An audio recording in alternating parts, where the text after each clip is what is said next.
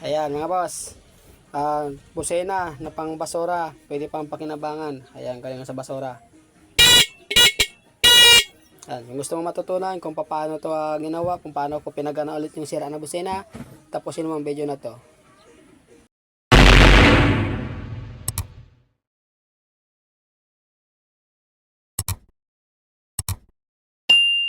Araw mga kamotodik, ayan, so welcome back sa aking YouTube channel. So ngayon wala tayong magawang motor, kaya naman magkakalkal tayo sa basurahan.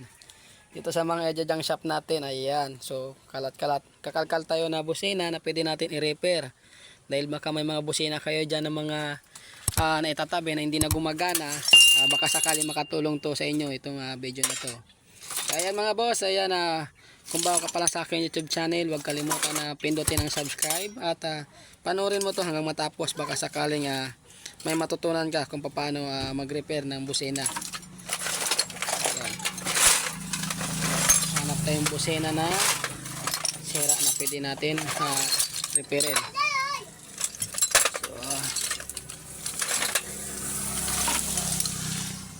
Dahil lalo na kung wala kang pambiling busena, yung bagong busena, pwede na to. Ayan, ito meron isa pang basura na. Saka ito isa, ayan, dalawa. Subukan natin siyang i-repair kung mapapagana pa natin. Hindi naman natin ito bubuksan, may gagalawin lang tayo dito para gumana. Wala na iba, so ito lang, so okay na to.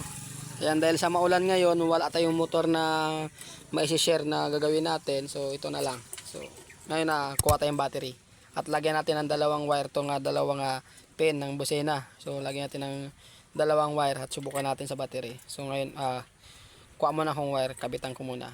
Ngayon mga boss, ayan, ganito ang gawin nyo. Kung may busena kayong sira, kunin nyo, tapos lagyan nyo ng dalawang wire. Mas maganda kung meron kayong sakit terminal kagaya nito at saka clamp. Pero kung wala naman, okay na yung kahit wire lang, no? So ngayon unahin natin to. Ayan, itong isa. Susubukan muna natin to.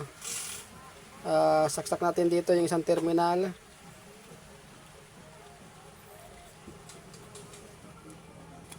Okay.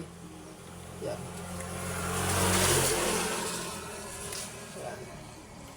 So ganito yan mga boss. So nandito yung battery. Clamp natin yung isa kahit saan dyan. Subukan natin. Ayan, ayaw gumana. Sira itong busena na ito mga boss. Ayan. So ngayon ito ang gagawin natin dito. Ito lang. Adjust natin yan. Subukan muna natin. Adjust natin paluwag. Ayan. Konti-konti lang. So subukan natin. Nagkakaroon pero nawala pa rin. Adjust ulit natin.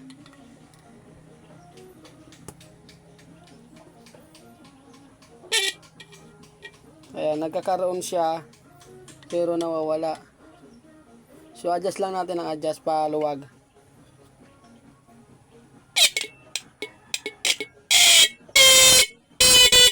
So ayan mga boss, ayan nagkaroon na. Ayan, ang lakas. Ayan, so ganyan lang mga boss ang pag-ayos ng sira na busena. Kaya kung meron kayong mga sirang busena kagaya nito, ayan, huwag nyong itatapon, lalo na kung wala kayong pambili. Pero kung may pambili naman kayo at mayaman kayo, palitan nyo na ng bago. Sa mga wala, pwede nyo papakinabangan yan. So ito naman isa, subukan natin. So meron na tayo isang busena. Ito, saksak ulit natin. Ayan. Para makatipid tayo at wag nang bumili ng bago, pwede na to. Subukan natin to isa. Ayan, wala rin. So adjust din natin to.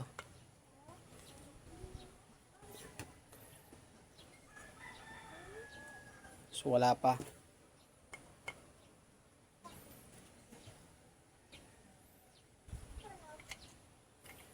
Konti-konti lang pag ikot. Yan, wala.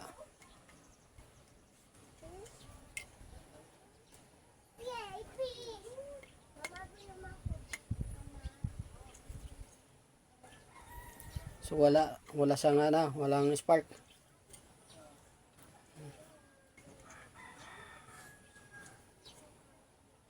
So ito mga kamotodik, sira na talagang wala na siya. Siguro nag-stuck na yung sa loob niya, at dahil baka kinalawang na yung sa loob niya dahil na-stuck na to masyado dito sa basurahan ko. So wala na talaga siya, sagad na yung adjust niya.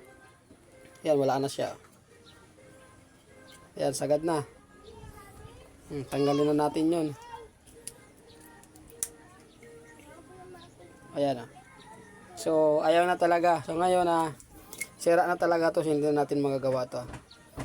So itong isa okay pa, mapakinabangan natin, na-adjust lang sa dala lang sa adjust. So ngayon mga kamotodik, baka sakali nakatulong sa inyo ang video na to, paki-click ang subscribe at notification bell para lagi kang updated sa mga bago kong video ngayon. Kaya